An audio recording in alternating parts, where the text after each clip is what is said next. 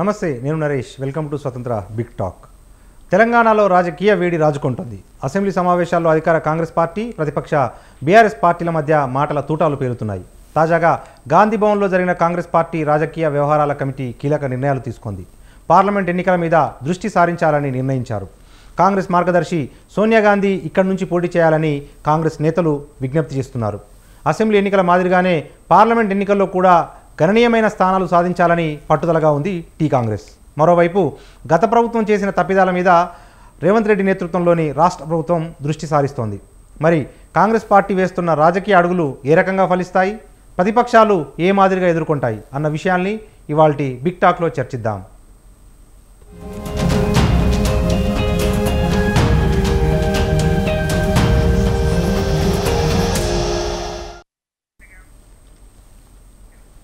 ఇదే అంశంపై మనతో మాట్లాడేందుకు మనతో పాటు ప్రముఖ రాజకీయ విశ్లేషకులు, ఆర్థిక విశ్లేషకులు డి పాపారావు గారు మనకు లైవ్లో అందుబాటులో ఉన్నారు. మరి కాసేపట్లో రాజకీయ పార్టీల ప్రతినిధులు కూడా జాయిన్ అవుతారు. మొదట మనం పాపారావు గారి దగ్గరికి వెళ్దాం. పాపారావు గారు, good evening sir. Good evening అండి.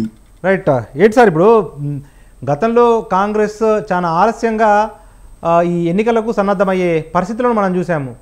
కానీ ఇంకా పార్లమెంట్ ఎన్నికలు సుమారు 4-5 మాసాల సమయం ఉంది. ఏకంగా పార్లమెంట్ ఎన్నికల హోంవర్క్ కూడా కాంగ్రెస్ పార్టీ ప్రారంభించేసింది. ఎట్లా చూడవచ్చు మనం దీన్ని?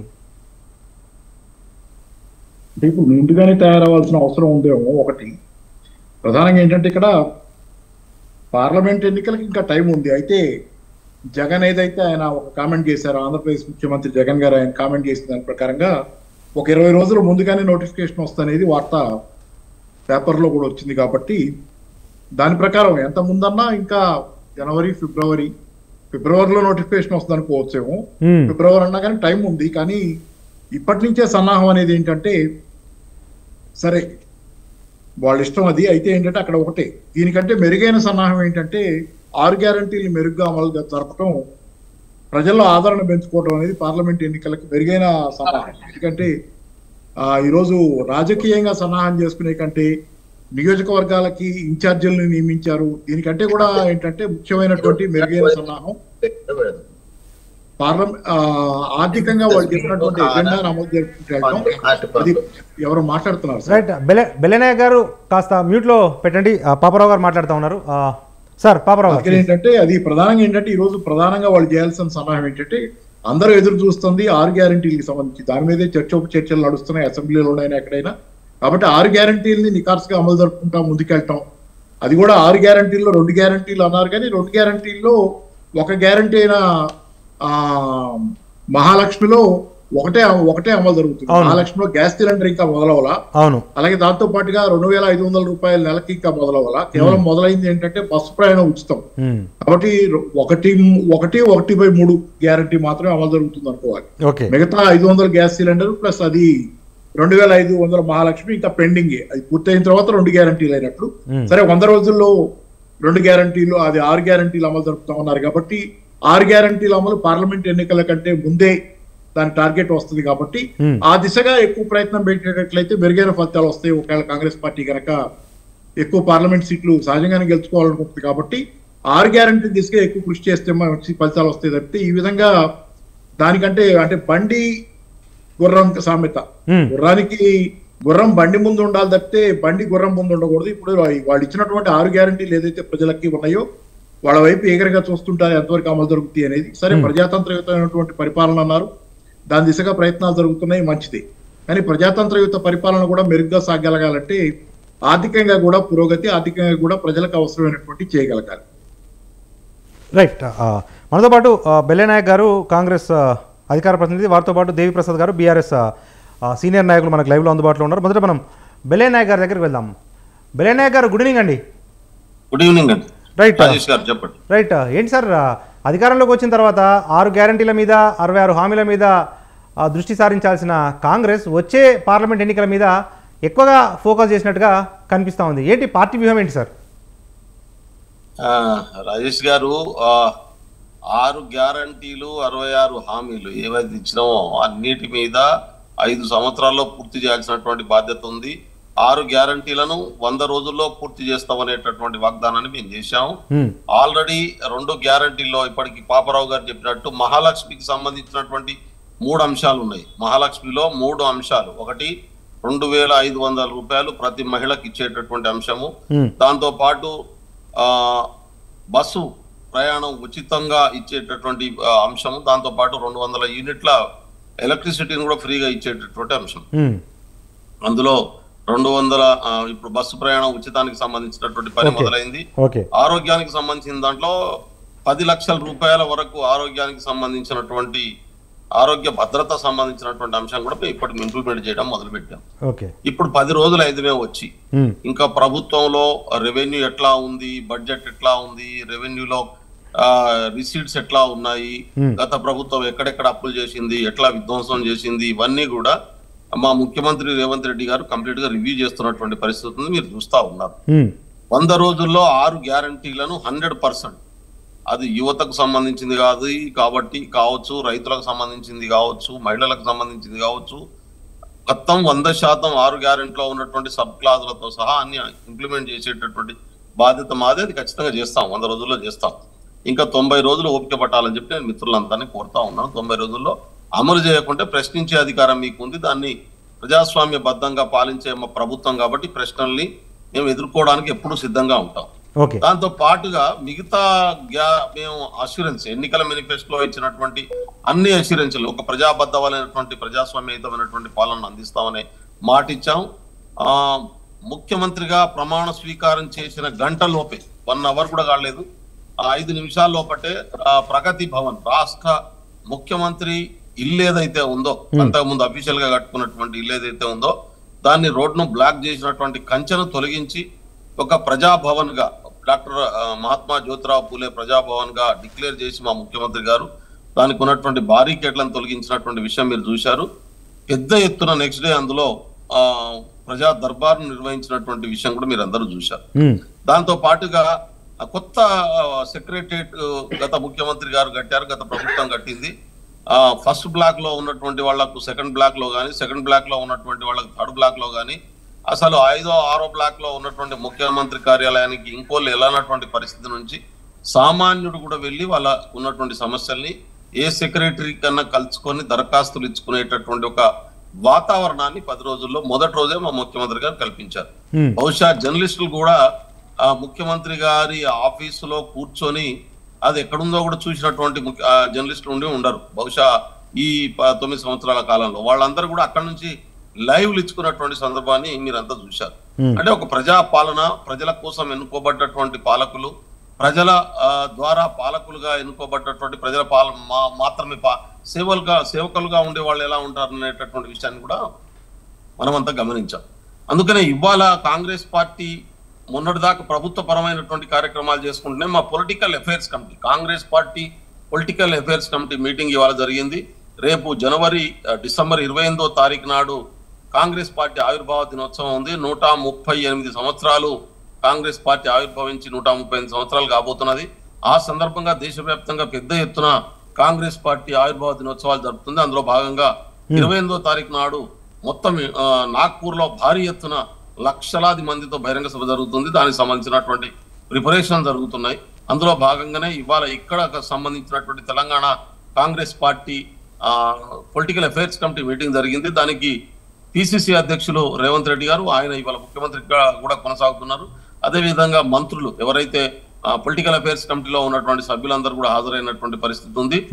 138వ జయంతి ఉత్సవాల్ని ఎట్లా, ఆవిర్భావ దినోత్సవాన్ని ఎట్లా జరుపుకోవాలనేటటువంటి దాంట్లో పాటు రేపు 4 నెలల్లో రాబోతున్నటువంటి పార్లమెంట్ ఎలక్షన్స్ ఎదుర్కోవడం ఎట్లా పార్టీ పరంగా అన్ని డిపార్ట్మెంట్లు, మాకు నేను ఎస్టీ డిపార్ట్మెంట్ కు నేషనల్ వైస్ చైర్మన్ గా, తెలంగాణ ఇన్ఛార్జ్ చైర్మన్ గా కూడా నేనే ఉన్నాను. అడిషనల్ ఛార్జ్ నాకు ఇచ్చారు. పార్లమెంట్ ఎన్నికల కోసం సమాయత్తం చేయడం కోసం మాకు వారం రోజుల క్రితమే ఏఐసిసి నుంచి ఇన్స్ట్రక్షన్స్ వచ్చినాయి. రేపు 22వ తారీఖు నాడు సిడబ్ల్యూసి మీటింగ్ కూడా దాని మీద జరుగుతున్నటువంటి పరిస్థితి ఉంది. కాబట్టి మా పార్టీని పార్లమెంట్ ఎన్నికలకు, పార్లమెంట్ జనరల్ ఎలక్షన్స్ కు ప్రిపేర్ చేసేటటువంటి పనిలో భాగంగానే ఇవాళ అది కూడా చర్చ జరిగినటువంటి పరిస్థితి ఉంది. ప్రభుత్వ పరంగా తెలంగాణ ప్రజలకు ఇచ్చినటువంటి హామీలు అమలు చేయడం అనేటటువంటిది ప్రభుత్వ బాధ్యత. ఆల్రెడీ ప్రజలు మాకు ఓటేశారు, ఆ పని మేము చేసుకుంటూనే పార్టీ పరంగా తెలంగాణలో రేపు జరగబోతున్నటువంటి పార్లమెంట్ ఎన్నికల్లో 17 పార్లమెంట్ సీట్లు గెలవడం కోసం మా వంతు ప్రయత్నాల్ని మేము చేస్తాం. ఖచ్చితంగా ఇక్కడ 17 గెలిచేటటువంటి ప్రయత్నం చేస్తాం. అందులో అది పార్టీకి ప్రభుత్వ పని విధానం పార్టీకి ఇబ్బందికరంగా కానీ పార్టీ పని విధానం ప్రభుత్వానికి ఇబ్బందికరంగా ఉండదు. పార్టీ ప్రభుత్వం సమన్వయం చేసుకొని పోతాం. ప్రభుత్వంకు మేము ఇచ్చినటువంటి ప్రభుత్వం ఏర్పాటుకు ప్రజలకు ఇచ్చినటువంటి హామీలు అమలు చేయడంలో పార్టీ పూర్తిగా సహకరిస్తుంది. మేము పార్టీ ప్రభుత్వం ఒక సమన్వయంతో పనిచేసి ప్రజలకు ఇచ్చినటువంటి వాగ్దానాలు నెరవేర్చి ప్రజల మన్ననలు పొంది పార్లమెంట్ సీట్లు కూడా గెలుస్తాం. రైట్. మనతో పాటు బీజేపీ సీనియర్ నాయకులు నరహరి వేణుగోపాల్ రెడ్డి గారు ఉన్నారు. వారితో పాటు బీఆర్ఎస్ సీనియర్ నాయకులు దేవిప్రసాద్ గారు ఉన్నారు. బీఆర్ఎస్ సీనియర్ నాయకులు దేవిప్రసాద్ గారి దగ్గరికి వెళ్దాం. దేవిప్రసాద్ గారు, తెలంగాణ మీద రెండు జాతీయ పార్టీలు ఫోకస్ చేసినట్టుగా కనిపిస్తూ ఉన్నాయి. ఒకవైపు ప్రధాని నరేంద్ర మోడీ, మరొక వైపు కాంగ్రెస్ అగ్రనేత సోనియా గాంధీ. ఇద్దరు కూడా తెలంగాణలో పోటీ చేసే అవకాశాలను ఆ రెండు పార్టీలు కూడా పరిశీలిస్తూ ఉన్నాయి. దీన్ని బీఆర్ఎస్ ఎట్లా స్పందిస్తుంది ఈ వార్త పట్ల? Good evening. అక్కడ ఉన్నటువంటి పెద్దలకు అందరికి నమస్కారం. ఏ రాజకీయ పార్టీ అయినా ఎవరినైనా ఇక్కడ నిలుపుకునేటువంటి అవకాశం ఉంటుంది, స్వేచ్ఛ ఉంటుంది. అది ఆ పార్టీలకు సంబంధించినటువంటి రాజకీయ వ్యూహం ఎత్తుగడ. గతంలో కూడా అనేక మంది, ఇందిరాగాంధీ కూడా గతంలో ఒకసారి ఇక్కడ పోటీ చేసినటువంటి సందర్భం మనకు తెలుసు. కాబట్టి డెఫినెట్ గా మోదీ గారు చేస్తారని వార్తలు వస్తూ ఉన్నాయి, తర్వాత సోనియా గాంధీ చేస్తారనేటువంటి వార్తలు వస్తూ ఉన్నాయి. డెఫినెట్ గా ఆ పార్టీని నిర్ణయించుకొని పోటీ చేయడానికి వాళ్ళకి పూర్తి హక్కులు ఉంటాయి. కాబట్టి దాన్ని ఎవరు ఆక్షేపించరు, చేయడానికి ఎవరికేమి ఇబ్బంది కూడా డెఫినెట్ గా ఆ పార్టీలు నిర్ణయాలు తీసుకోవాలి. ఆ పార్టీలకు ఎందుకంటే పెద్ద నాయకులు పోటీ చేస్తున్నప్పుడు దానికి సంబంధించినటువంటి అనేక విషయాలు పరిశీలన చేసుకున్నాకే పోటీ చేస్తారు. చాలా ఇదేం కొత్త కాదు కదా. పోయినసారి రాహుల్ గాంధీ కూడా వైనాడులో చేసిండు, ఉత్తరప్రదేశ్లో ఓడిపోయిండు, వైనాడులో గెలిచిండు. తర్వాత ఇట్లా చాలా సందర్భాల్లో చాలా మంది పెద్ద పెద్ద నాయకులు అనేక సందర్భాల్లో పోటీ చేసిండ్రు. ఒకసారి జయాలు వస్తాయి, ఒకసారి అపజయాలు వస్తాయి. ఇదంతా ఎన్నికలలో ఒక మామూలైనటువంటి పార్లమెంటరీ సాంప్రదాయాల్లో ఒక మామూలైనటువంటి ప్రక్రియగా మనం అందరం కూడా భావించాలి. కాబట్టి డెఫినెట్ గా ఎవరు పోటీ చేసినా, సోనియా గాంధీ పోటీ చేసినా, మోదీ పోటీ చేసినా, రెండు జాతీయ పార్టీలకు ధీటుగా ఇక్కడ బీఆర్ఎస్ పార్టీ ఒక బలమైనటువంటి పార్టీగా ఉంది. మొన్న ఎన్నికల్లో కొంత అపజయాన్ని మేము ఎదుర్కొన్నాం. ఎందుకంటే మెజార్టీ సీట్లు రాక ఇలా ఒక బలమైనటువంటి ప్రతిపక్షంగా ఉన్నప్పటికీ కూడా ఓట్ల తేడాలో పెద్ద తేడా లేనటువంటి విషయం కూడా మనకు తెలుసు. కాబట్టి మేము ఓడిపోవడానికి కలిగినటువంటి అనేక విషయాలు, గుణపాఠాలు, లేకుంటే మేము చేయలేనటువంటి పనులు, మేము ప్రజల పట్ల అనుసరించినటువంటి తీరు, ఇవన్నీ కూడా సమీక్ష చేసుకొని డెఫినెట్ గా మళ్ళీ ఒక బలమైనటువంటి పార్టీగా తెలంగాణలో ఇప్పటికే బలమైనటువంటి ప్రతిపక్షంగా ఉన్నాం. ఇంకా బలోపేతం చేసుకొని లోక్సభ ఎన్నికల నాటికి ఒక బలమైనటువంటి పార్టీగా అన్ని స్థానాలు 17 స్థానాలకి మరి అప్పుడు ఉండేటువంటి పరిస్థితి ఏంటి? ఎందుకంటే డెఫినెట్ గా లోక్సభ ఎన్నికలు అనేటువంటివి జాతీయ రాజకీయాలు అనేటువంటి ఒక ప్రధానమైనటువంటి అంశంగా ఉంటాయి. కాబట్టి ఈ రెండు జాతీయ పార్టీలకు ధీటుగా ఇక్కడ నిలబడడం అనేటువంటిది డెఫినెట్ గా కొంత సాహసోపేతమైనటువంటి ప్రక్రియని. కాబట్టి దీన్ని గతంలో అనేక సార్లు ఎదుర్కొన్నాం, ఇప్పుడు కూడా ఎదుర్కొంటాం. మెరుగైనటువంటి ఫలితాలు తీసుకొస్తామనేటువంటి విశ్వాసం మాకుంది. రెండవది, ఇంతకుముందే బిల్లయ్య నాయక్ గారు చెప్పినట్టు కాంగ్రెస్ పార్టీ అధికారంలోకి వచ్చింది. అందరూ, ఎందుకంటే పార్లమెంటరీ సాంప్రదాయాల ప్రకారం మెజారిటీ సీట్లు ఉన్నటువంటి వాళ్ళు, ఆఫ్ మార్క్ దాటినటువంటి వాళ్ళు ప్రభుత్వాన్ని ఏర్పాటు చేస్తారు. శుభాకాంక్షలు. ఫస్ట్ టైం బిల్లయ్య నాయక్ గారు మన దానిలో ఉన్నారు. ఇంతకుముందే వేనన్నట్టు బిల్లయ్య నాయక్ గారు కూడా అనేక సామాజిక ఉద్యమాల నుంచి ఉద్భవించిన నాయకుడు కాబట్టి డెఫినెట్ గా ఈ ప్రభుత్వంలో వారి భాగస్వామ్యం ఉంటే మాలాంటి వాళ్ళందరం కూడా సంతోషిస్తాం. అట్లాగే కాంగ్రెస్ పార్టీ ఇచ్చినటువంటి వాగ్దానాలన్నీ కూడా అమలు కావాలని మా గొంతుగా బిల్లయ్య నాయక్ గారు మాట్లాడతారని మేము అనుకుంటాం. ఎందుకంటే వారికి ఉన్నటువంటి ఒక రాజకీయ అనుభవం కావచ్చు, ప్రజా సంఘాల్లో పనిచేసినటువంటి ఒక నేపథ్యం కావచ్చు, ఇవన్నీ కూడా ఎవరు ఏ పార్టీలో ఉన్నా ప్రజల పక్షం మాట్లాడేటువంటి ఒక సాంప్రదాయాన్ని అందరం కూడా పాటిస్తే డెఫినెట్ గా ఆ రాజకీయ పార్టీలో ఒక బలమైనటువంటి నాయకులుగా ఎదుగుతామనేటువంటి విషయం మాకు అందరికి కూడా తెలుసు. కాబట్టి బిల్లయ్య నాయక్ అటువంటి పాత్ర పోషిస్తారని నేను ఈ సందర్భంగా మనస్ఫూర్తిగా విశ్వసిస్తా ఉన్నా. రెండవది, కాంగ్రెస్ పార్టీ అనేక హామీలు ఇచ్చింది చాలా. ఎందుకంటే మొదటిసారి తెలంగాణ వచ్చినప్పుడు ఉండేటువంటి ఆస్పిరేషన్స్ కంటే కూడా, ఆకాంక్షల కంటే కూడా ఈసారి కాంగ్రెస్ పార్టీ అనేక, అంటే మామూలు యాంత్రికంగా మారినటువంటి అంశం కాదు కాంగ్రెస్ పార్టీ. అనేక ప్రజలు ఎదుర్కొంటున్నటువంటి అనేక సమస్యల్ని మేము పరిష్కరిస్తాం. ఇప్పుడు ఉన్నటువంటి పార్టీ పరిష్కరించలేదు కాబట్టి ఆ స్థానంలో మాకు అవకాశం ఇవ్వండి అని ప్రజలకి వారు పెట్టినటువంటి అర్జీని ప్రజలు స్వీకరించి ఇలా మెజార్టీ స్థానాలు ఇచ్చారు.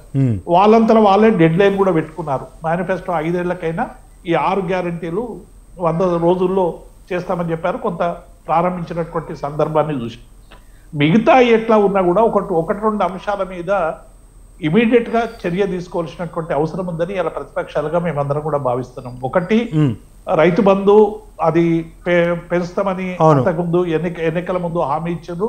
పెంచడానికి వాళ్ళు విధి విధానాలు నిర్ణయించుకోవాలి, దానికి సంబంధించినటువంటి క్రైటీరియా ఇవన్నీ నిర్ణయించుకోవాలి. ఎందుకంటే రైతు బంధు అనేటువంటిది కొంత దుబారా అవుతుంది, ఎకరాల వల్ల కూడా వస్తుంది, దీన్ని కంట్రోల్ చేయాలి అనేటువంటి ఒక బలమైనటువంటి వాదనని కాంగ్రెస్ పార్టీ ఎన్నికల సందర్భంగా వినిపించింది. కాబట్టి దాన్ని సరిచేయడానికి వారు తీసుకుంటున్నటువంటి క్రైటీరియాను చేసుకోవడానికి టైం పడుతుంది. కాబట్టి పాత విధానాన్నే, అంటే అందరికీ వేయాలనేటువంటి విధానం తీసుకున్నట్టుగా పత్రికల్లో వార్తలు వస్తా ఉన్నాయి. ఎందుకంటే దుక్కులు ఆల్రెడీ అయిపోయినాయి, నాట్లు వేసేటువంటి సమయం కావస్తా ఉంది.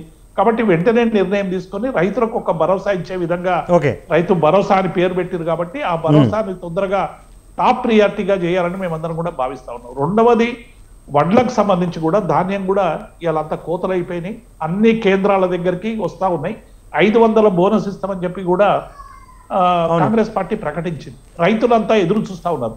మిగతా విషయాలు మీరు ఒక రోజు లేట్ అయినా వెనకైనా ఆర్థిక పరిస్థితులు చూసుకొని మొత్తంగా కూడా రాష్ట్రంలో ఉన్నటువంటి ఓవర్ రెవెన్యూ డిస్ట్రిక్ట్స్ మిగతా అన్ని చూసుకొని ప్రారంభించినా పర్వాలేదు. కానీ 1-2 విషయాల్లో తొందరగా చర్యలు తీసుకునేటువంటి ప్రయత్నం చేయాలని మేము భావిస్తా ఉన్నాం. ఏదైనా ఎన్నికల సందర్భం వచ్చినప్పుడు ఎన్నికల రాజకీయాలు, ఎన్నికల సంబంధించినటువంటి వ్యూహాలు, ఎత్తుగడలు అన్ని రాజకీయ పార్టీలకు ఉంటాయి. అందులో భాగంగా మేము కూడా వాటిని పూర్తిగా ఇప్పుడున్నటువంటి ఎన్నికల ఫలితాలని సమీక్షించుకొని లోక్సభ ఎన్నికల నాటికి ఒక బలమైనటువంటి గొంతుగా తెలంగాణ ప్రజల ముందుకు వస్తామనేటువంటి విషయాన్ని స్పష్టం చేస్తాం. రైట్.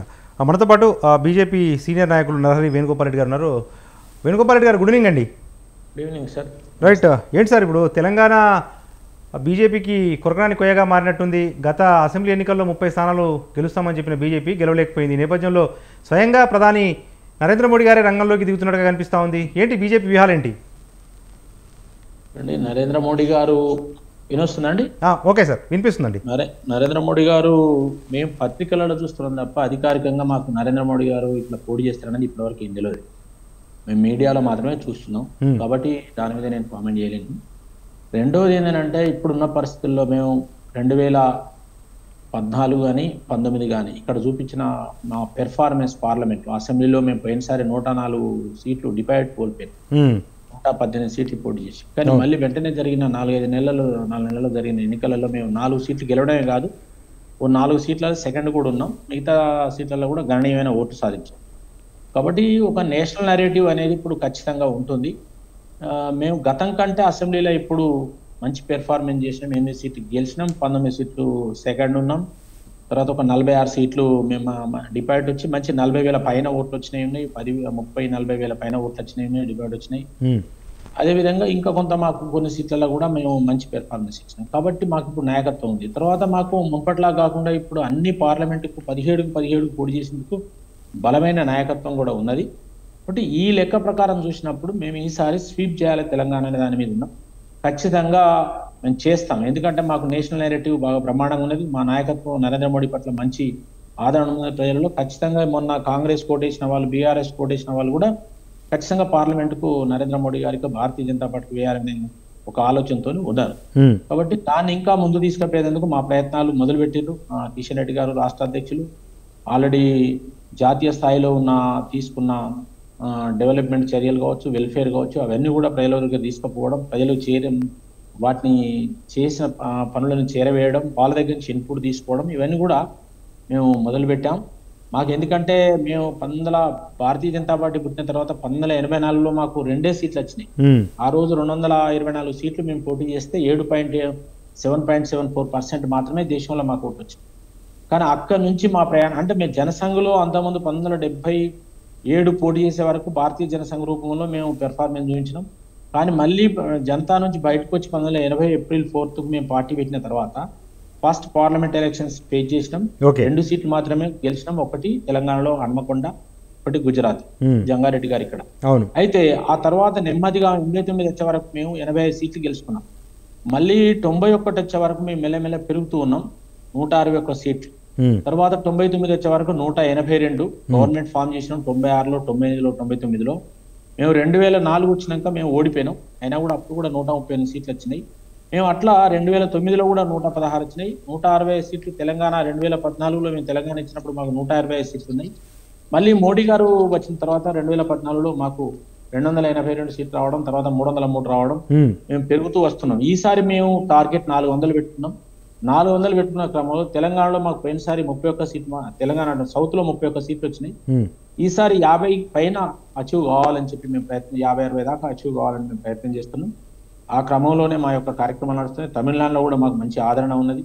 కర్ణాటకలో కూడా ఇప్పుడు మేము మళ్ళా మంచి పెర్ఫార్మెన్స్ చేస్తాం. అప్పుడు కూడా 2019లో కూడా మా ప్రభుత్వం లేదు, అప్పుడు కాంగ్రెస్ ప్రభుత్వం ఉన్నప్పుడే మేము 26 సీట్లు గెలిచినాం కర్ణాటకలో. ఇప్పుడు కూడా మళ్ళీ అంతకంటే మంచి పెర్ఫార్మెన్స్ చూస్తాం. అవుట్ ఆఫ్ 28 తెలంగాణలో కూడా మంచి 4 కంటే మేము ఇప్పుడు ఈసారి మంచి అన్ని పార్టీల కంటే మెజార్టీ సీట్లు సాధిస్తామనే ఒక ఆశతో నుండి మా కార్యాచరణ మొదలుపెట్టినాం. తప్పనిసరి దేశంలో మళ్ళీ బీజేపీ ప్రభుత్వం ఏర్పడబోతున్నది కాబట్టి ప్రజలు భారతీయ జనతా పార్టీ పట్ల సానుకూలంగా ఉన్నారు. ఖచ్చితంగా దేశం ముందుకు పోతున్న క్రమంలో సెంట్రల్లో బీజేపీ ఉండాలనేది సామాన్యుల దగ్గర నుంచి కూడా ఉన్నది. కాబట్టి ఇందులో మేము ఖచ్చితంంగా అచీవ్ అవుతామని చెప్పి మేము భావిస్తున్నాం. ఎందుకంటే తెలంగాణలో మాకు 1998లో 22% ఓట్లు వచ్చినాయి. ఇక్కడ పార్లమెంట్ ఎన్నికలలో 1998 22% ఓట్లు వచ్చినాయి. మొన్న కూడా మాకు ఇక్కడ మళ్ళీ 15% ఓట్లు వచ్చినాయి. కాబట్టి తెలంగాణలో ఇప్పుడు పార్లమెంట్ కు మాత్రం మంచి పెర్ఫార్మెన్స్ చూపించి ముందుకు వెళ్తేందుకైతే అవకాశం ఉన్నది. కాబట్టి మేము మిగతా ప్రాంతీయ పార్టీల కంటే జాతీయ పార్టీగా మాకు మంచి ఆదరణ ఉంటుంది, దాన్ని ముందుకు తీసుకుపోతాం. ఇది జాతీయ స్థాయిలో మాకున్న ఆదరణ మిగతా పార్టీలో లేదని కూడా మేము భావిస్తాం. Right sir. పాపారావు గారు సార్ చెప్పండి. రైట్, అంటే ఇప్పుడు సహజంగా ఇప్పుడు పార్లమెంట్ ఎన్నికలు వచ్చినప్పుడు జాతీయ స్థాయి అంశాలు, జాతీయ స్థాయి ఎజెండా, నేషనల్ నేరేటివ్స్ అవన్నీ ఎక్కువ పాత్ర పోషించే అవకాశాలు ఉన్నాయి కదా. అంటే కాంగ్రెస్ పర్ఫార్మెన్స్ ఈ 1-2 నెలల్లో కాంగ్రెస్ అంటే తెలంగాణలో కాంగ్రెస్ ప్రభుత్వ పర్ఫార్మెన్స్ బేస్డ్గా ప్రజలు ఓట్లేస్తారా, లేకపోతే జాతీయ నేరేటివ్స్కు అధిక ప్రాధాన్యత ఇస్తారా? అంటే కాంగ్రెస్ కూడా జాతీయ పార్టీయే కదా. కాకపోతే ఏంటంటే ఇక్కడ కాంగ్రెస్ ఇప్పుడు మొన్న గెలిచిన సీట్లు కూడా 64 అసెంబ్లీ సీట్లు ఏమీ పెద్దగా సుడిగాలిలాగా వీచినటువంటి గాలేం కాదు. బార్డర్లో గెలిచారు కాబట్టి ఛాలెంజెస్ ఉంటాయి పార్లమెంట్ సీట్లు గెలుచుకోవడంలో. దానికి మించినది ఏంటంటే ఇప్పుడు వీళ్ళు బలం 17కి 17 సీట్లు ఏం చేస్తున్నామని బెల్లయ్య నాయక్ గారు చెప్పారు, వాళ్ళు కూడా అంటున్నారు. కాబట్టి పార్టీ పరంగా దాని ప్రధానమైంది ఏంటంటే ఎన్నికల ముందు వాళ్ళ మీద ఉన్న విశ్వాసం ఏదైతే చూపించారో ప్రజలు 64 సీట్లు ఇవ్వడం ద్వారా, దానికంటే మెరుగ్గా వాళ్ళ విశ్వసనీయతని, వాళ్ళ మీద నమ్మకం పెట్టుకోవటం, జనం అవును సరైన నమ్మకాన్ని పెట్టుకున్నాం అనే దాన్ని మరింత బలంగా నిరూపించగలిగితే మాత్రమే మెరుగైన ఫలితాలు వస్తాయి. ఎందుకంటే డిస్కంటెంట్ కి అవకాశం ఉన్నది ఎక్కడంటే, ఈరోజు చిన్న ఉదాహరణ, నేను విమర్శించడానికి కాదు కానీ మహిళలకి ఉచిత బస్సు ప్రయాణం సో గుడ్, కానీ అదే సందర్భంలో ఆటో డ్రైవర్లలో ఒక రకమైనటువంటి డిస్కంటెంట్ రావటం, అలాంటి పరిష్కారం చేసుకోవడం అంటే అంటే విమర్శించడానికి కాదు, అది అందరికీ తెలిసిందే కదా, ఓపెన్ ఫ్యాక్టరీ.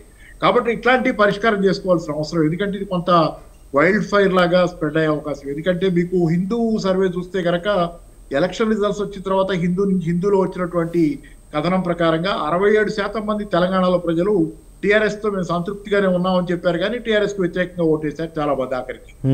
ఇట్లాంటి ఫ్యాక్టర్లు, చాలా కాంట్రడిక్టరీ ఫ్యాక్టర్లు కనపడుతున్నాయి. కాబట్టి ఈ రోజు కాంగ్రెస్ కి తన పర్ఫార్మెన్స్ చాలా ఇంపార్టెంట్. తన బలంగా ఈ రోజు 6 గ్యారంటీల్లో తన విశ్వసనీయత నిలుపుకోవటం ఒకటి ఇంపార్టెంట్.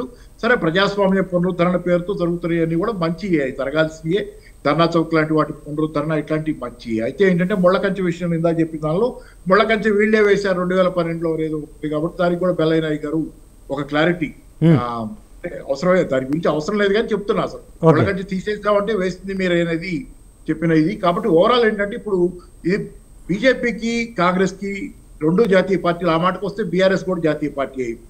సరే, బీఆర్ఎస్ ని కాసేపు పక్కన పెడితే కొత్తగా ఆవిర్భవించిన జాతీయ పార్టీ కాబట్టి ఈ రెండింటి మధ్య పోటాపోటీగా ఉండేదానిలో ఏమవుతుందంటే, మీకు మధ్యప్రదేశ్, ఛత్తీస్గఢ్, రాజస్థాన్ రిజల్ట్ చూసిన తర్వాత కాంగ్రెస్ పేలవమైన చాలా అంటే ఊహకందనటువంటి వైఫల్యం, మామూలు సందర్భాల్లో అలా వైఫల్యం చెందకూడదు, కానీ ఊహకందన వైఫల్యం, ఎంతో అసమర్థమైనటువంటి మేనేజ్మెంట్ జరిగితే తప్పితే అలాంటి వైఫల్యం ఉండదు. కాబట్టి చాలా జాగ్రత్తగా ఇక్కడ మేనేజ్ చేసుకోకుండా, ఎందుకంటే మీరు సోనియా గాంధీని ఆహ్వానించడం మంచిదే, ఆహ్వానించండి, మీ నాయకురాలు మంచిదే, కానీ సరే ఆమె ఆరోగ్య సమస్యలు ఉన్నాయి, ఆమె చేయగలరా పోటీ లేదా అది ఒక ప్రశ్న.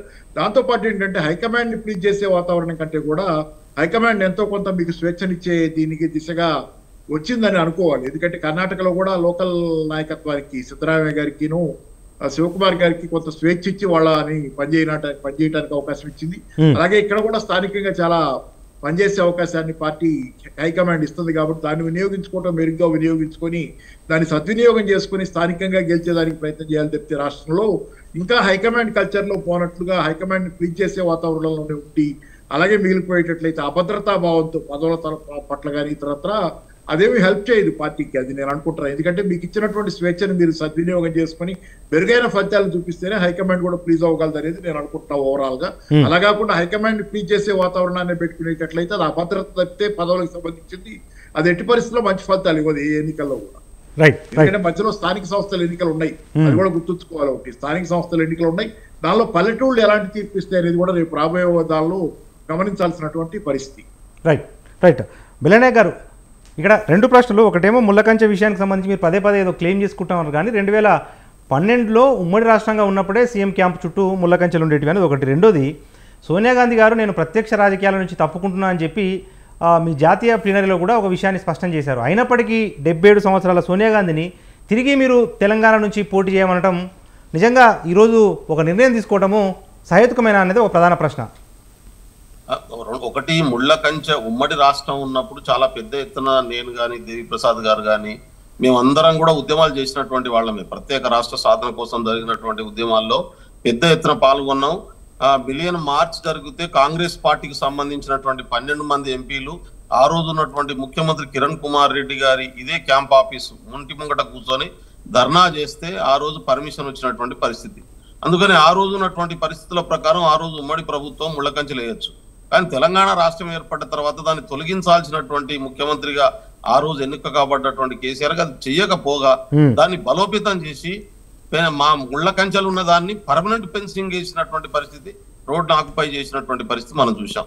ముళ్ళకంచెలు ఫెన్సింగ్ మాత్రమే కాకపోగా ప్రగతి భవన్ ను 13 ఎకరాల్లో కట్టి మనుషులు ఎవరిని లోపలికి రానియకుండా, ఎమ్మెల్యేలు ఎవరిని రానియకుండా, గద్దర్ లాంటి మహానుభావుడు పోతే 3 గంటలు కూర్చోబెట్టి అపాయింట్మెంట్ ఇవ్వకుండా పంపించినటువంటి పరిస్థితిని మనం చూసాం. ఇదేంటంటే రాచరిక వ్యవస్థపు లక్షణాలని ఆ రోజు కనబడ్డాయి.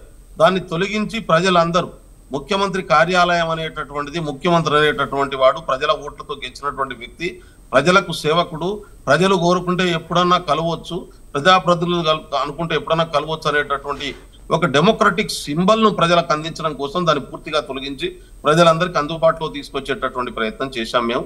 అది దాంట్లో మేము ప్రజా ప్రభుత్వాన్ని ఏర్పాటు చేయడం అనేటటువంటిది కాంగ్రెస్ పార్టీ ఎజెండా కాబట్టి ఆ వైపుగా ప్రయాణం చేస్తా ఉన్నాం. అదేవిధంగా కొత్త సెక్రటరియట్ కట్టిన తర్వాత జర్నలిస్టులకు, సామాన్యులకు సీతక్క లాంటి ఒక ఎమ్మెల్యేగా మొన్నటిసారి పాత శాసనసభలో ఎమ్మెల్యేగా ఉన్నారు. తాను పోతే గంటన్నర సేపు వెయిట్ చేయాల్సినటువంటి పరిస్థితి. రేవంత్ రెడ్డి గారు ఇవాళ ముఖ్యమంత్రి, గతంలో రాజ్యసభ ఎంపీగా గెలిచాడు, తాను సెక్రటరీకి పోతే లోపలికి ఒక దరఖాస్తు తీయడానికి కూడా రానినటువంటి పరిస్థితి. అటువంటి దాన్ని తొలగించి ఇవాళ సామాన్యులు కూడా పర్మిషన్ తీసుకొని లోపలికి పోయి ఏ అధికారులన్నా కలిసేటటువంటి పరిస్థితి, ముఖ్యమంత్రితో సహా మంత్రులను కలిసేటటువంటి ఒక వాతావరణాన్ని, ఒక ప్రజాస్వామ్య వాతావరణాన్ని కాంగ్రెస్ పార్టీ ఈ 10 రోజుల్లోనే ఏర్పాటు చేసినటువంటి పరిస్థితి ఉంది.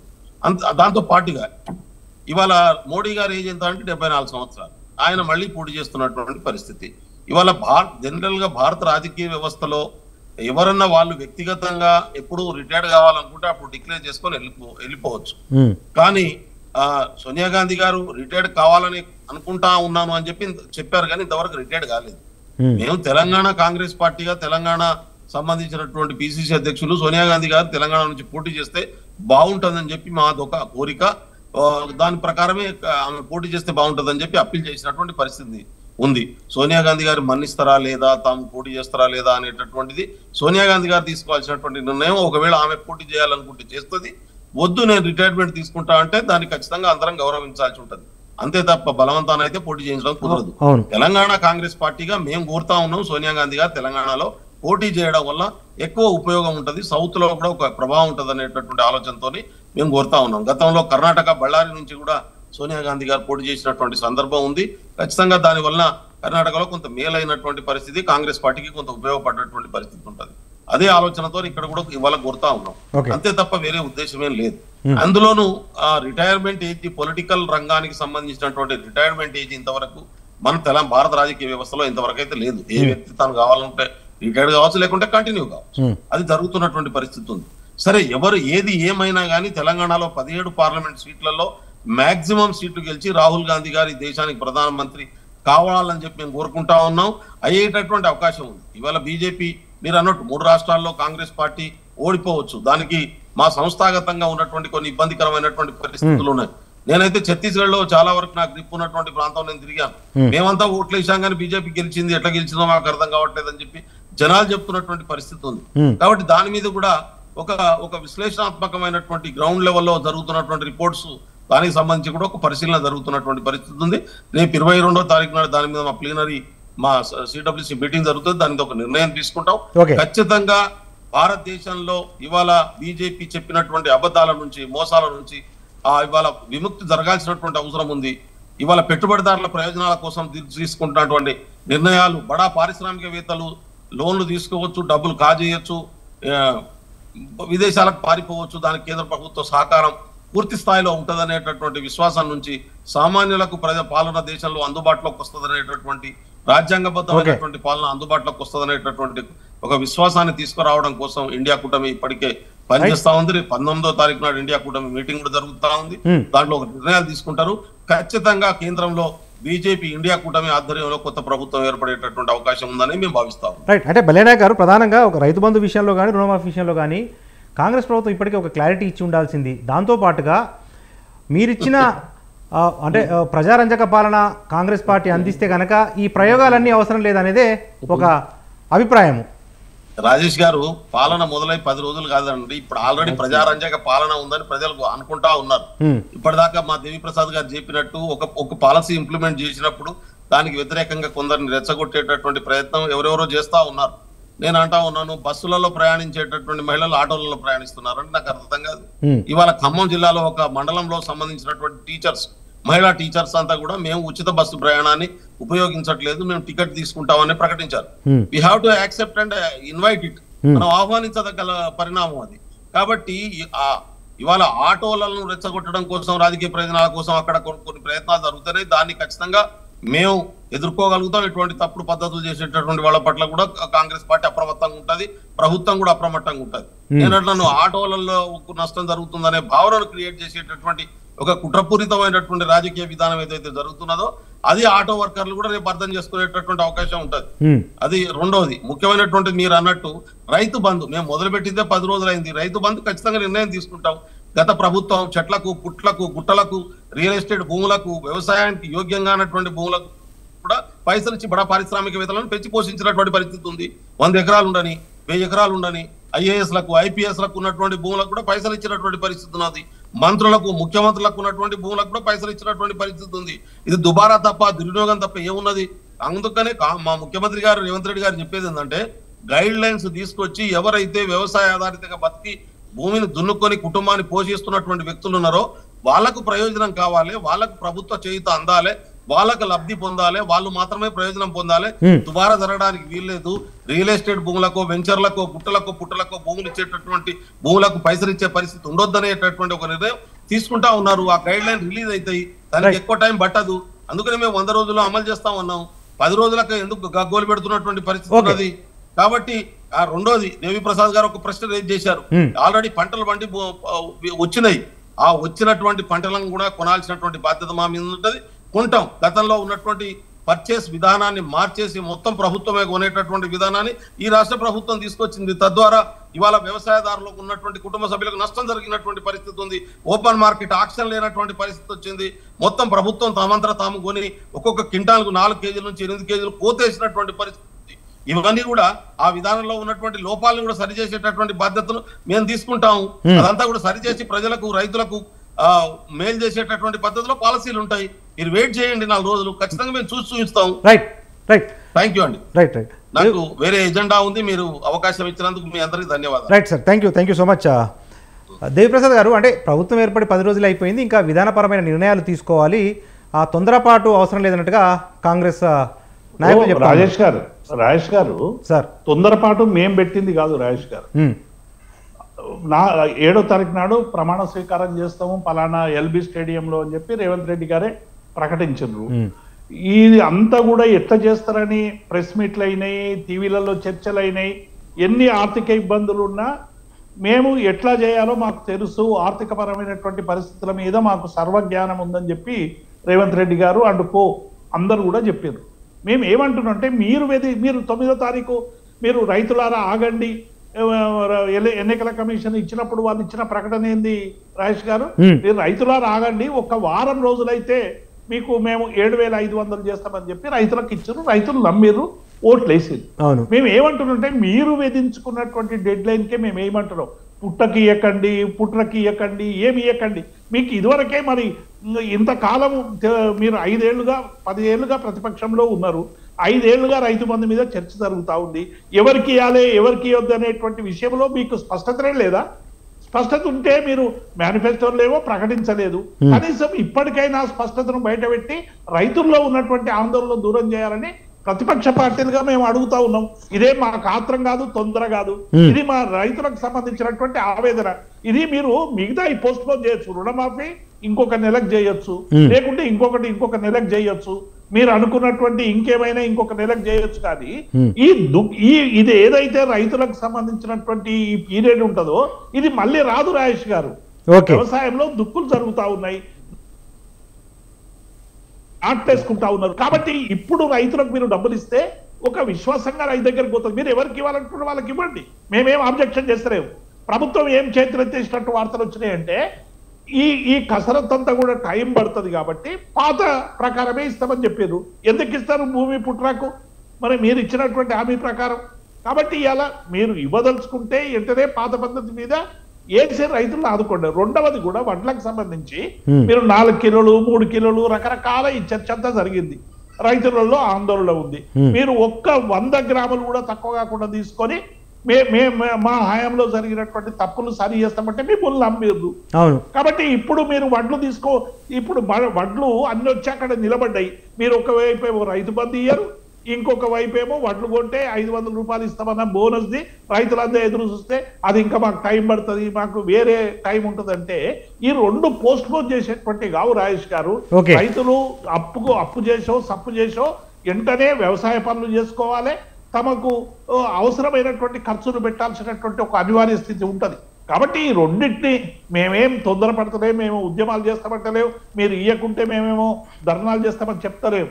ఒక బాధ్యత గల ప్రతిపక్షంగా దీని మీద క్లారిటీ ఇవ్వండి, రైతులలో ఆందోళన ఉందని మాత్రమే మేము చెప్పినాం తప్ప ఇంకొకటి కాదు. రెండవది కూడా ఇప్పుడు ఇష్యూస్ అన్నీ కూడా చాలా ఇష్యూస్, ఎందుకంటే మనం మళ్ళీ చాలా మాట్లాడుకునేటువంటిది ఉంటది ఏ కాలక్రమంలో. కానీ డెఫినెట్ గా ఇలా కాంగ్రెస్ పార్టీ ఇచ్చినటువంటి హామీలకు సంబంధించినటువంటి అంశం మీద డెఫినెట్ గా ఈ 100 రోజులు అనేటువంటిది చాలా ప్రామాణికం వాళ్ళకి. లోక్సభ ఎన్నికలు కూడా ఇంతకుముందే పాపారావు గారు చెప్పినట్టు 100 రోజుల పీరియడ్ లోనే వస్తాయి.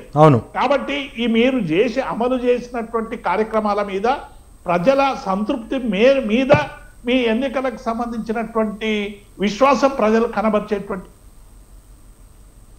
అవకాశం ఉంటుంది. కమర్చిగా చెయ్యాలి, అప్పు లేకుండా తెలంగాణ నడపాలి, స్వేచ్ఛతో తెలంగాణ నడపాలి, మీరు ఇచ్చిన హామీలన్నీ అమలు చేయాలని ఒక ప్రతిపక్షంగా మేము డిమాండ్ చేస్తూ ఉంటాం. చేయడం తప్పు కాదు కదా. రైట్. మన బిగ్ టాక్లో స్మాల్ బ్రేక్ తీసుకుందాం. బ్రేక్ తీసుకున్న తర్వాత బీజేపీ సీనియర్ నాయకులు నరహరి వేణుగోపాల్ రెడ్డి గారి అభిప్రాయం తెలుసుకునే ప్రయత్నం చేద్దాం. నరహరి వేణుగోపాల్ రెడ్డి గారు, ఇప్పుడు గత ఎన్నికల కంటే ముందు పదే కేంద్ర ప్రభుత్వము తెలంగాణలో కాళేశ్వరం విషయంలో అవినీతి జరిగింది, అక్రమాలను వెలికి తీస్తామని చెప్పిన బీజేపీ ఆ పని చేయలేకపోయింది కాబట్టి ఎన్నికల్లో నష్టం జరిగింది బీజేపీకి అనేది ఒక అభిప్రాయం వ్యక్తం అవుతా ఉంది. కానీ బీజేపీ చేయలేని పని అధికారంలోకి వచ్చిన తర్వాత కాంగ్రెస్ చేస్తున్నట్టుగా కనిపిస్తూ ఉంది. ఎందుకంటే కాళేశ్వరం మీద ఎల్లుండి అసెంబ్లీలో ఒక పవర్ పాయింట్ ప్రజెంటేషన్ కూడా ప్రభుత్వం సిద్ధమవుతా ఉన్న పరిస్థితులు అయితే మనకు కనిపిస్తూ ఉన్నాయి. ఎట్లా రెస్పాండ్ అవుతుంది దీనికి బీజేపీ? సార్, ఇప్పుడు మీరు కాళేశ్వరం ప్రశ్నకు జవాబు చెప్పే ముందు బెల్లయ్య గారు ఒక 2-3 ఆరోపణలు చేసిన వాటికి జవాబు చెప్తాను. ఒక నిమిషం టైం ఏంటి? బెల్లయ్య నాయక్ గారు ఛత్తీస్గఢ్ ఎన్నికలలో మేము ఓడిపోయినాం, బాగా పనిచేసినాం, ప్రజలు ఓట్లేసినా ఓడిపోయినాం అని ఆయన ఈవీఎంల మీద ఒక నెపో నెట్ ప్రభుత్వం వాళ్ళదే ఉన్నది. కాబట్టి ప్రజాస్వామ్యాన్ని గౌరవించే సంస్కారం కాంగ్రెస్ పార్టీకి ఎన్న లేదు. ఎందుకంటే తెలంగాణలో ఎట్లా గెలిచిండ్రు మరి వాళ్ళు, కర్ణాటకలో మా ప్రభుత్వం ఉన్నది, మరి ఎట్లా గెలిచిండ్రు? ఆడ ఈవీఎంలు లేవా, ఈడ ఈవీఎంలు లేవా? కాబట్టి ఈ చౌకబారు మాటలు, వాళ్ళు ఓడిపోయిన తర్వాత ఓటమిని అంగీకరించి మాట్లాడడం కానీ నైతికత కానీ వాళ్ళకి లేదు. కాబట్టి ఈవీఎంలు ఇప్పుడు ఇంత టెక్నాలజీ పెరిగింది, ఈవీఎం ఓటేసినాక ఎవరికి ఓటేసింది కూడా మనకు అలా డిస్ప్లే అవుతుంది. చేయికి వేసినావా, కమలానికి వేసినావా, కారుకి వేసినా అని కనిపిస్తున్నాయి. ప్రజలేం తెలియకపోలు కాదు, కానీ వీళ్ళు ఈ రకంగా బుకాయించడం అనేది కరెక్ట్ కాదు. ఇంకా వాళ్ళు యూపీఏ కాలంలో పారిపోయిన వాళ్ళందరూ యూపీఏ కాలంలో రుణాలు తీసుకున్నారు. భారతీయ జనతా పార్టీ ప్రభుత్వం 2014 వచ్చినాక ఒక్కరు కూడా రుణం తీసుకొని ఈ దేశం నుంచి పారిపోయిన వాళ్ళు లేరు. కావాలంటే ఎప్పుడైనా చర్చ సిద్ధం, మీరు చూసుకోవచ్చు. తర్వాత ఒక్క ఎన్పిఏ రాలే, మేము వచ్చినాక రుణాలు ఇచ్చినాక మేము బ్యాంకింగ్ రిఫార్మ్స్ తీసుకొచ్చినాం, చాలా స్ట్రిక్ట్ చేసినాం. అంతో ముందు తీసుకున్న వాళ్ళే వెళ్ళిపోయారు. ఇదే విషయం నరేంద్ర మోడీ గారు పార్లమెంట్ లో ఫస్ట్ పార్లమెంట్ 14-19 మధ్యలో పార్లమెంట్ లో అడిగిండు. కాంగ్రెస్ ప్రభుత్వంలో 10 సంవత్సరాలలో 83 లక్షల ఎన్పిఏలు వచ్చినాయి, దాని విలువ 52 లక్షల కోట్లు. ఇవి దీనికి మీరు పేపర్ వాళ్ళకు చూపించి శ్వేతపత్రం ఇచ్చి దీనికి కాంగ్రెస్ పార్టీ జవాబు చెప్తుందా అంటే ఒక్కరు మాట్లాడలే. రాహుల్ గాంధీ కూడా సభలో ఉన్నారు, ఒక్కరు మాట్లాడలే. కాబట్టి పదే అబద్ధాలు, లోన్లు ఎగ్గొట్టిపోయిన వాళ్ళందరూ మీరిచ్చిన వాళ్ళే ఎగ్గొట్టిపోతేనే మేము పిలవడం జరుగుతుంది. రాహుల్ గాంధీ విదేశాలకు పోయి అమెరికా, బ్రిటన్ సాయం కోరడం, చైనాతోని కాంగ్రెస్ పార్టీ ఎంఓయూ చేసుకోవడం, రాజీవ్ గాంధీ ఫౌండేషన్ కి అక్రమాన్ని వస్తే దాన్ని రద్దు చేస్తే ఒక్క మాట మాట్లాడలేదు. రాజీవ్ గాంధీ ఫౌండేషన్ రద్దు చేసింది మా ప్రభుత్వం, కానీ ఒక్క మాట మాట్లాడలేదు. మిసలే పాదయాత్రలు ఉన్నాడు ఆయన, వెంటనే ఢిల్లీ కురికిండు, ఒక్క మాట మాట్లాడలేదు. ఇవాళ రాహుల్ గాంధీ గురించి మాట్లాడుతున్నారు. రాహుల్ గాంధీకి ఏఆర్తో ఎట్లా సీనియర్ నాయకుడు అండి? ఆయన ఒక ఆల్ ఇండియా ప్రెసిడెంట్ కాదు, ఆయన ఒక పార్లమెంట్ మెంబర్ గా ఉండి ఒక మంచి పోర్ట్ఫోలియో తీసుకొని ఆయన యొక్క పెర్ఫార్మెన్స్ ఉంచలేదు. లేకపోతే ఇంకా ఏ రకంగా కూడా ఆయన ఒక ఫ్లోర్ లీడర్ గా పార్లమెంటరీ పార్టీ నాయకుడు కూడా తీసుకొని మాట్లాడలేదు. కేవలం కుటుంబ నేపథ్యం ఉన్నందుకే ఆయన అగ్రనాయకుడు అయిపోయి వీళ్ళకు మార్గదర్శనం చేస్తారు. సరే, ప్రజలకు కాంగ్రెస్ మొదటి నుంచి కొంత సంస్థాగత బలం ఉంది కాబట్టి అక్కడక్కడ వస్తానే ప్రభుత్వాలు, కానీ ఈ రకంగా వాళ్ళది ఇప్పటికీ కేంద్రంలో డైనాస్టీ పాలిటిక్సే. ఇప్పటికీ సమర్థత లేకున్నా, సామర్థ్యం లేకున్నా ఆ కుటుంబానికే వందిమాగత పర్వం కొనసాగిస్తూ వాళ్ళు నడిపిస్తున్నారు. ఇంకా వాళ్ళు ఇక మా మీద మాట్లాడాల్సిన అవసరం. ఇక రెండోది వరిధాన్యం విషయంలో ఇంతకుముందు పెద్దలు దేవిప్రసాద్ గారు చెప్పారు, మోడీ గారు స్పష్టంగా చెప్పిండ్రు. మొన్న ఎన్నికల ముందు అప్పుడున్న ప్రభుత్వాన్ని అప్పీల్ చేసిండు, మీరు ఎన్ని కొంటే అన్ని మేము తీసుకుంటాం, రైతులను ఇబ్బంది పెట్టుకోనండి, ఇలా రాజకీయాలకు ఓట్లకు సంబంధించింది కాదని చెప్పి. మరి వాళ్ళు ఈ ప్రభుత్వం వచ్చింది 500 రూపీస్ బోనస్ ఇచ్చి కొంటా అన్నది. ఇప్పుడు 500 ఇవ్వాలి కదా, 2203 ఉంటే 500 ఇచ్చి 2700 కొనాలి. అవి 2200 కూడా పోతలేవు దొడ్డి, కానీ సన్నవాటికి తక్కువ పెట్టింది. కానీ సన్నవి 3000 దాకా పోతాయి, సన్నవాటికి 5000 ఇస్తే 3500 అవుతుంది. కానీ ఇప్పుడు దీని మీద ప్రభుత్వం మాట్లాడతలేదు. నేనేమంటానా అంటే ఇప్పుడే ప్రభుత్వం రాగానే ఆరోపణ చేయాలని నేను అంటలేదు, కానీ వాళ్ళు మాట్లాడింది ఇప్పుడు మేము వచ్చిన మరుక్షణం కాంటాలు పెట్టి కొంటాం, 500 బోనస్ ఇస్తామని చెప్పి ఎన్నికలలో చెప్పి, కాబట్టి ఎన్నికలలో చెప్తే రైతులు నమ్మేది. కాబట్టి ఇవన్నీ ఉన్నాయి. సరే, ఇది ఒక అంశం. ఇక దీని మీద వాళ్ళు జవాబు చెప్పాలి. ఇది ప్రజలకి వదిలేద్దాం, ఇప్పుడే ఎన్నికలైనాయి కాబట్టి ఇప్పుడే మాట్లాడితే ఇక వీళ్ళు తొందరపడుతున్నారు. ఇక మీరు కాళేశ్వరం ప్రశ్న అడిగారు. అవును, కాళేశ్వరం మీద ఇది రాష్ట్ర ప్రాజెక్ట్ అండి. కాళేశ్వరం అనేది కేంద్రం జాతీయ ప్రాజెక్ట్ కాదు, జాతీయ పార్టీ మేము డబ్బులు ఇచ్చింది కాదు, ఇది రాష్ట్ర ప్రాజెక్ట్. రాష్ట్ర ప్రాజెక్ట్ ఏదైతే ఉన్నదో అది రాష్ట్ర ప్రభుత్వం సొంత డబ్బుతో నిర్మించిన ప్రాజెక్టు, సొంత డబ్బుతో వాళ్ళు నిర్వహించే ప్రాజెక్ట్. అవును, కాబట్టి కేంద్రానికి సంబంధం ఒకటి. దీని మీద ఏమైనా అవకతవకలు ఉంటే చట్టబద్ధంగానే చర్యలు తీసుకోవాల్సింది. ఇప్పుడు ఈ ప్రభుత్వం వచ్చింది. ఇప్పుడు ఈ ప్రభుత్వం వచ్చిన తర్వాత ఎన్ని రోజులు మేము బీజేపీ ఆరోపణ చేసినాం, వాళ్ళు ఆరోపణ చేసినాం, ఇది ఫీజబిలిటీ ప్రాజెక్ట్ కాదు, కాస్ట్ బెనిఫిట్ రేషియో లేదు, 36 లక్షల ఎకరాలు సాధ్యం కాదని చెప్పినాం. ఇప్పుడు ఇదే కాంగ్రెస్ పార్టీ కూడా చెప్పింది, మేము కూడా చెప్పాం. మరి ఇప్పుడు వాళ్ళు వచ్చిన తర్వాత మేము ఏమంటున్నామంటే, ముందు ఇప్పుడు అక్కడ కాంట్రాక్టర్ మేడిగడ్డ కుంగిపోయిన తర్వాత అక్కడ ఎలాంటి కాంట్రాక్టర్ ఎన్నికల ముందు మేమే చేస్తామన్నారు, ఎన్నికల తర్వాత మాకు సంబంధం లేదు. అసలు ఏది కరెక్ట్? ఇప్పుడు ప్రభుత్వం ఏం చేయాలంటే, ఇప్పుడున్న ప్రభుత్వం, సరే గత ప్రభుత్వం అయిపోయింది, ఇప్పుడున్న ప్రభుత్వం దీని మీద 2 అంశాలు పరిశీలించాలి. ఒక అంశం ఏంది, ఈ ప్రాజెక్ట్ ఫీజబిలిటీ ఉందా లేదా, ఫస్ట్ ఇది తేల్చాలి. ఎందుకంటే 4 ఏళ్ళు అయింది ఓపెన్ అయ్యి, 36 లక్షలు అన్న కాడ 50,000 ఎకరాలకు కూడా నీళ్ళు రావడం లేదు. ఇది ఫీజబిలిటీ ఉందా లేదా ఫస్ట్ తేల్చాలి, తేల్చి మాట్లాడాలి. రెండోది ఏం చేయాలంటే, ఇప్పుడు ఏదైతే క్వాలిటీ లేకుండా మనం మోటార్లు మునగడం కానీ, లేకపోతే సేఫ్టీ వాల్స్ కూలిపోవడం కానీ, ఇప్పుడు బ్యారేజ్ ఉండడం కానీ, దీని మీద విచారణ చేసి ఎక్స్పర్ట్స్ వేసి వెంటనే అది మరి టెక్నికల్ ఫాల్ట్స్ ఉన్నాయా, లేకపోతే దేని వాళ్ళు ఉన్నాయి, దీంట్లో డిపిఆర్ ఏముంది, కాంట్రాక్టర్ అగ్రిమెంట్ ఏమున్నది, అగ్రిమెంట్ లో మరి కాంట్రాక్టర్ ఫాల్ట్, ఇవన్నీ తేల్చాలి కదా. తేల్చి దానికి సంబంధించిన వాళ్ళ మీద చర్యలు తీసుకోవాలి. చర్యలు తీసుకొని ముందుకు పోతే తప్ప న్యాయం జరగదు. మరి ఇది ప్రభుత్వం ఇప్పుడు వచ్చింది కాబట్టి ఇవన్నీ కూడా వాళ్ళు అన్నారు పేపర్లో శ్వేతపత్రం ప్రకటిస్తామన్నారు, మంచిది, స్వాగతిస్తున్నాం. కాబట్టి వెంటనే ప్రభుత్వం దీని మీద ఎక్స్పర్ట్స్ నేసి 2 రకాలుగా, ఒకటి ప్రాజెక్ట్ వయబిలిటీ మీద, రెండోది ప్రాజెక్ట్లో జరిగిన అవకతవకలు కావచ్చు, అవినీతి కావచ్చు, లేదంటే దానికి క్వాలిటీ కావచ్చు, ఆ కుంగిపోవడం కావచ్చు, మునిగిపోవడం కావచ్చు, వీటి మీద కూడా తేల్చాలి. తేల్చిన తర్వాత అప్పుడు పెండింగ్ పనులు కానీ దాన్ని యూటిలైజేషన్ తీసుకురావడానికి ఏం చేయాలనేది మళ్ళీ 3వ దాన్ని ఆలోచించాలి. ఇవన్నీ కూడా ఇప్పుడు వచ్చిన ప్రభుత్వం తీసుకురావాలి. అందులో ఉన్న అగ్రిమెంట్ ఏమున్నది కూడా మాకు తెలియదు. ఇప్పుడు బయట పెట్టాలి ఏమున్నది అగ్రిమెంట్. కాంట్రాక్ట్ ఎందుకు నేను చేయాలంటాడు, కాంట్రాక్టర్ అబద్ధం ఆడుతుందా, ప్రభుత్వం అబద్ధం ఆడిందా, డిపిఆర్ లో ఏముంది, అగ్రిమెంట్ లో కాంట్రాక్ట్ అగ్రిమెంట్ లో ఏముంది, క్వాలిటీ ఎక్కడ దెబ్బతిన్నది, ఇవన్నీ కూడా ప్రభుత్వం బాధ్యత. ప్రభుత్వం బయట పెట్టాలి, ప్రభుత్వం చెప్పాలి. ఎన్ని రోజులు అపోజిషన్ లో ఉన్నప్పుడు మాట్లాడింది కాబట్టి ప్రభుత్వంలోకి వచ్చిన తర్వాత నిజాలు ప్రజల ముందు, రాజకీయ పార్టీల ముందు పెడితే దాని మీద మేము కూడా మాట్లాడాలి. కాబట్టి ఇవాళ ప్రభుత్వం తీసుకోబోయే చర్యలకు మేము ఏదైనా దాని మీద న్యాయపరంగా తీసుకునే చర్యలకు సమర్థిస్తాం. తప్పనిసరి ముందుకు పోయి, అది ప్రజల ఆస్తి, 1,00,000 కోట్లు పెట్టి ప్రాజెక్టు నిర్మించినప్పుడు అది ప్రజలకు ఉపయోగపడాలి. ఉపయోగపడకపోతే దాంట్లో అవకతవకలు ఉంటే తప్పనిసరి చర్యలు తీసుకోవాలి చట్ట ప్రకారం. వీళ్ళు కూడా చట్ట ప్రకారం చర్యలు తీసుకోకపోతే వీళ్ళు కాంప్రమైజ్ అయ్యారు. నా అభిప్రాయం. Right sir. పాపారావు గారు మాట్లాడినారు. రైట్ పాపారావు గారు, ఈ ఎల్ఎన్టీ ఒక్క చిన్న విషయం చెప్పి ముగిస్తా సార్. మేము ఇంతకుముందు బెల్లయ్య గారు మాట్లాడిన ఒక విషయం ఏంటంటే ఛత్తీస్గఢ్ ఎస్సీ ఎస్టీల విషయం మాట్లాడు. మేము దేశంలో 84 ఎస్సీ సీట్లు ఉంటే 2014లో మేము 40 స్థానాలు గెలిచి 46 స్థానాలు 2019లో గెలిచినాం సార్, సగానికంటే. ఎస్టీ 47 సీట్లు ఉన్నాయి. మేము ఉంటే 2014లో 31 స్థానాలు 26 స్థానాలు గెలిచినాం. 2019లో 31 స్థానాలు గెలిచినాం. కాబట్టి ఎస్సీ ఎస్టీలలో పార్లమెంట్ లో దేశవ్యాప్తంగా మేము బలంగా ఉన్నామని చెప్తున్నాము. కాబట్టి మేము పెర్ఫార్మెన్స్ ఎస్సీ ఎస్టీలలో అట్టడుగు వర్గాలలో భారతీయ జనతా పార్టీ పట్ల ఆదరణ ఉంది. కాబట్టి ఈ విషయాలు పక్కకు పెట్టేసి ఉట్టిగానే బీజేపీ ఏదో చేసి గెలిచిందంటే మరి మీరు కూడా తప్పు మాటలు పెట్టి గెలిచినట్టే. గెలిచిన వాళ్ళని అవమానించడం ఏదైతే ఉన్నదో కరెక్ట్ కాదు. నేను కాంగ్రెస్ అవమానిస్తలేదు, కాంగ్రెస్ గెలిచింది. ఓకే పాపారావు గారు, సార్ ఇప్పుడు ఎల్ఎన్టీ ప్రస్తావన వచ్చింది కాబట్టి ఒక చిన్న అనుమానం. అంటే గతంలో ఎల్ఎన్టీ నిర్మించింది కాబట్టి మెయింటెనెన్స్ కూడా మేము చేస్తామని ఎల్ఎన్టీ ప్రభుత్వం మారిన తర్వాత మాట మార్చింది అన్న ఒక అభిప్రాయం వ్యక్తం అవుతుంది. నిజంగా ఈ నిర్మాణ సంస్థల ప్రభుత్వానికి మధ్య ఒప్పందాల్లో ఇట్లా కూడా జరిగే అవకాశాలు ఉంటాయా సార్? అంటే మరి ఎల్ఎన్టీ సంస్థ కూడా పాలిటిక్స్ ప్రకారం పోతే దానికి అది ఎవరేం చేయాలనేది తెలియదు. కానీ నేను జనరల్గా ఏంటంటే గతంలో నేను కూడా అనుకున్నది ఎల్ఎన్టీ మాట్లాడిన దాని ప్రకారం మెయింటెనెన్స్ వాళ్ళ బాధ్యత కొంతకాలం పాటు ఏదో మనం ఏదైనా వస్తువు కొంటే వారంటీ ఉన్నట్టు ఉంటుందనే అనుకున్నాను. కానీ వాళ్ళు ఈ మాట మార్చడం అనేది మాత్రం అది కొంచెం గట్టిగా ఆలోచించాల్సిన విషయం. దానిలో సందేహం ఏం లేదు. కానీ సరే, అది ఇంత ముందు అయితే అన్నారు వాళ్ళు మెయింటెనెన్స్ వాళ్ళే చేస్తారని రాజకీయంగా ప్రభుత్వం చెప్పినప్పుడు. తర్వాత వాళ్ళు కూడా ఏంటంటే దీన్ని మేము చేస్తామనేది.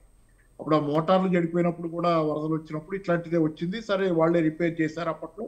సరే ఇప్పుడు ఈ మాట మార్చడం అనేది అంటే ఎల్ఎన్టీ లాంటి సంస్థ అలా చేయకూడదు. ఎందుకంటే చాలా పెద్ద సంస్థ, ఒక రాష్ట్ర స్థాయికి మించినటువంటి.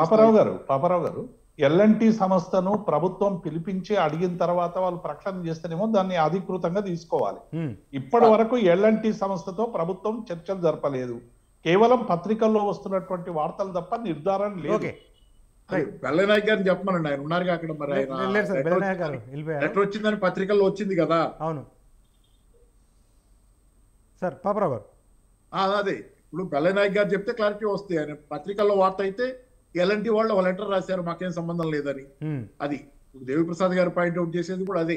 అది లెటర్ వచ్చిందని పత్రికల్లో వచ్చింది తప్పితే ఎల్ఎన్టీ సంస్థ ప్రభుత్వం మధ్య చర్చలు లేవని. సరే, ఏదేమైనా క్లారిఫికేషన్ కావాలి. లేరా బెల్లనాయక్ గారు? లేరండి, బెల్లనాయక్ గారు వెళ్ళిపోయారు మళ్ళీ.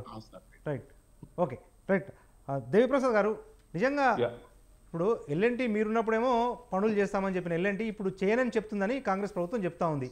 సరే, నిజంగా లెటర్ రాసిందా లేదా అన్న విషయాన్ని పక్కన పెడితే ప్రభుత్వం మాత్రం ఎల్ఎన్టీకి సంబంధం లేదు అన్నట్లుగా చెప్తా ఉంది. ఇప్పుడు ఒకటి రాజేష్ గారు, డెఫినెట్ గా కాళేశ్వరం ప్రాజెక్ట్స్ అనేటువంటిది అనేక మంది ఇంజనీరింగ్ నిపుణులతో, జలవనరుల నిపుణులతో అందరితో సంప్రదించి కట్టినటువంటి ప్రాజెక్టు. అదేమో అల్లాటప్పగా ఆకాశంలో కట్టినటువంటి ప్రాజెక్ట్ కాదు.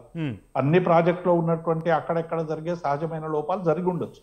డెఫినెట్ గా సహజమైనటువంటి లోపాలను సరిదిద్దాల్సినటువంటి బాధ్యత ఏ పార్టీ అధికారం ఉంటే ఆ పార్టీ ఉంటుంది. రెండవది కూడా ఎల్ఎన్టీ సంస్థ అనేటువంటిది గ్యారంటీతో ఇలా మీరు రోడ్స్ కానీ నేషనల్ హైవేస్ కానీ జాతీయ రహదారులు కానీ ఇవన్నీ కూడా ఏమంటే ఒక పీరియడ్ వరకు మెయింటెనెన్స్ అంతా వాళ్ళదే ఉండే విధంగా అగ్రిమెంట్ ఉన్నాయి గ్లోబల్ టెండర్స్ లో.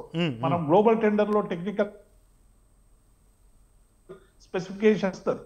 కాబట్టి డెఫినెట్ గా మేము ఇది ఎల్ఎన్టీ సంస్థనే మెయింటైన్ చేయాలని మేము అప్పుడు కూడా చెప్పినాం, పంపులు మునిగినప్పుడు. ఇప్పుడు కూడా అదే చెప్తా ఉన్నాం. కాబట్టి ఎల్ఎన్టీ సంస్థతో ప్రభుత్వం చర్చించి ఇవో మీరు చెయ్యాలా అవి చూడండి, ఎంఓఏలు బయట పెట్టండి ప్రభుత్వం నుంచి బయట పెడితే ప్రజలకు తెలుస్తుంది కదా. డిబేట్ల కంటే కూడా మేము డిమాండ్ చేస్తా ఉన్నాం, ప్రభుత్వంతో ఎల్ఎన్టీ చేసుకున్నటువంటి ఒప్పందాలు బయట పెట్టండి. డెఫినెట్ గా ఎల్ఎన్టీ సంస్థకు సంబంధించినటువంటి బాధ్యతను ఫిక్స్ చేయాలి. ఒకవేళ ఇక్కడ ఏదైనా అధికారులైనా ఇంకెవరైనా లోపాలు చేస్తే డెఫినెట్ గా చర్య తీసుకోవాల్సింది. ఒక తెలంగాణలోనే ప్రాజెక్టులకు సంబంధించినటువంటి విషయాలు కదా, మొన్న కేంద్ర ప్రభుత్వానికి సంబంధించిన ఒక కమిటీ కూడా వచ్చి కిషన్ రెడ్డి గారి అభ్యర్థన మేరకి ప్రాజెక్ట్ చూసిపోయింది. వాళ్ళు కొన్ని సజెషన్స్ ఇచ్చారని పేపర్లు చదివినాం. అది సిఈలకు కానీ ఈఎన్సీలకు కానీ రిపోర్ట్ రాలేదని అఫీషియల్ గా మాకు తెలిసింది. కాబట్టి ఆ కమిటీ రిపోర్ట్ కూడా ఎట్లా ఉంది ఏంది రాష్ట్ర బాధ్యత కాబట్టి మా బాధ్యత లేదని తప్పించుకోవడం కూడా కరెక్ట్ కాదు. ఇన్నాళ్ళు మీరు ఏటీఎం అని రకరకాలని బురద చల్లేటువంటి ప్రయత్నం చేసిండ్రు. కాబట్టి దానికి బాధ్యత ఇవాళ కేంద్రం కూడా వహించాల్సినటువంటి అవసరం ఉంటది. మీరు మొన్న చూసారు కదా కమిటీ, ఆ కమిటీ రిపోర్ట్ ఏంది, ఏం జరిగింది మీరు కూడా బయట పెట్టారు. ఇది పొలిటికల్ వెండేటాతో చేసేటువంటి ఆరోపణలు కాకుండా ప్రజలకు ఉపయోగపడేటువంటి పనులు చేయాలని చెప్పి నేను మీ ద్వారా వాళ్ళకందరికి కూడా విజ్ఞప్తి చేస్తా ఉన్నా.